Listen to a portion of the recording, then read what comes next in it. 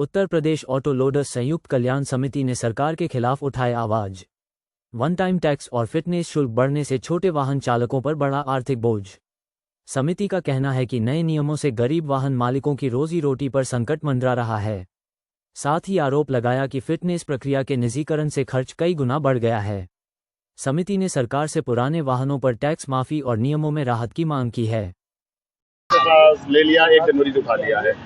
हम लोग मांग ये है कि या तो उसको परमिट निरस्त करके गाड़ी को वन टाइम टैक्स वाली लिया जाए, तो बिल्कुल नॉर्मल करके लिया जाए, जैसे कि 2950 GBW है। अब ये चाहते हैं टैक्स भी हमें पूरा मिले, उतना पैसा मिले और गाड़ी का पैसा भी पूरा हमें मिले। क्या परिवहन मंत्री ने आपको कोई आश्वासन दिया या यहाँ के उप मुख्यमंत्री जी ने, या आप उनसे मिले हैं जाके अपनी बात उनके समक्ष रखी, या आपने न्यायालय की शरण ली? न्यायालय की शरण के लिए हमारे पास कुछ कागज अभी पर्याप्त नहीं हो पाए हैं, क्योंकि न्यायालय की शरण के लिए हमें कागज चाहिए और कागज हमने लगा भी दिया है। ये कानून जब बनता है तो कानून के ले के लिए इनके जो निकलती है नोटिस, उसके कागज में समय लगता है। अब ये इसको लगा के फिर हम लगाएंगे आगे, तो न्यायालय शरण में आप जानती हैं कि कोर्ट कचहरी में जब आप एप्लीकेशन लगाएंगे तब आगे जाके फिर सुनवाई होगी। सेशन से होती नहीं, हाई कोर्ट के लिए 2 महीना 3 महीना 4 महीने के आगे डेट मिलेगी। हमारे चैनल के माध्यम से यहाँ के मुख्यमंत्री को आप क्या अपना जो है तो विरोध प्रदर्शन में कहना चाहेंगे? चैनल के माध्यम से चाहते हैं कि मैडम प्रधानमंत्री बदल दें तो शायद हो सकता है उत्तर प्रदेश देश का कुछ सुधार हो जाए।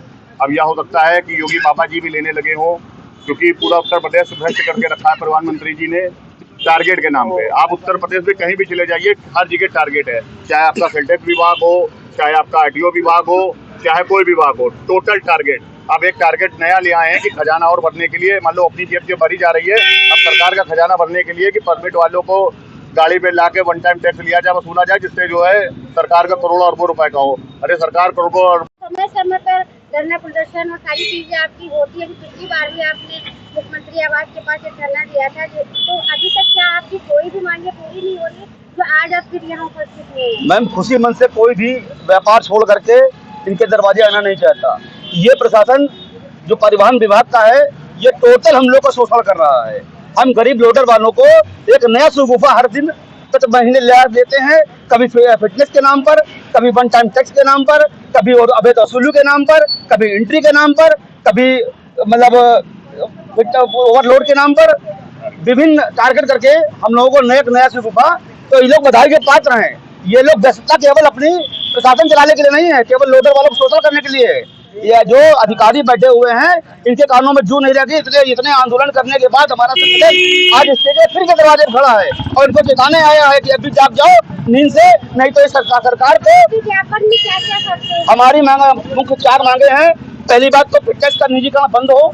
जो फिटनेस 1000 से 1500 रुपए में होती थी, आज वो 8 से 10 हजार रुपए का निजीकरण के कारण हो रही है और मनमाने ढंग से हो रही है। पहले थोड़ा अधिकारी था, दबाव में करता था, थोड़ा बहुत हमारी बात मानता सुनता था। आज जो निजीकरण प्राइवेटकरण, वो केवल अपना व्यापार कर रहा है, उससे हमारी भावनाओं से कोई मतलब नहीं है। वो 40-50 लाख 1 करोड़ रुपया दे करके सरकार को निजीकरण के नाम पे ठेका लेकर खोल के बैठा अपने पॉइंट को और अपने मनचाहे जन से पैसा वसूल रहा है। दूसरा हम लोग ये है कि हम लोगों का जो ओवरलोडिंग का, हमारे बगल का राज्य उत्तराखंड है, वहाँ पे 2000 रुपये पर टन लिया था, यहाँ 22,000 पर टन लिया था। 10 गुना ज्यादा पैसे का लेकर के हमारा शोषण किया जा रहा है। अब हम लोग मलस्थल पे आ गए हैं। अगर हमारी मांगे आज भी नहीं सुनी गई और इस पर विचार नहीं किया गया तो 31 मार्च के बाद 1 अप्रैल से हम लोग वो आंदोलन करेंगे किसी धरती पे जो इनके परिवहन निगम है, लखनऊ की धरती पर हम लोग आत्मदाह पूरा है। किसी बात से सुनिश्चित कर ले ये विभाग, नहीं तो हमारी बातों को छेड़े और माने। अगर आपकी बात फिर भी नहीं होती 31 तारीख के बाद, क्योंकि 2 साल से तो लगातार हम लोग संपूर्ण उत्तर प्रदेश में बंद का आह्वान करेंगे। इसी विभाग के इसी कार्यालय में आत्मदाह के लिए वंचित रहेंगे। इसकी जिम्मेदारी परिवहन विभाग आयुक्त महोदय की होगी।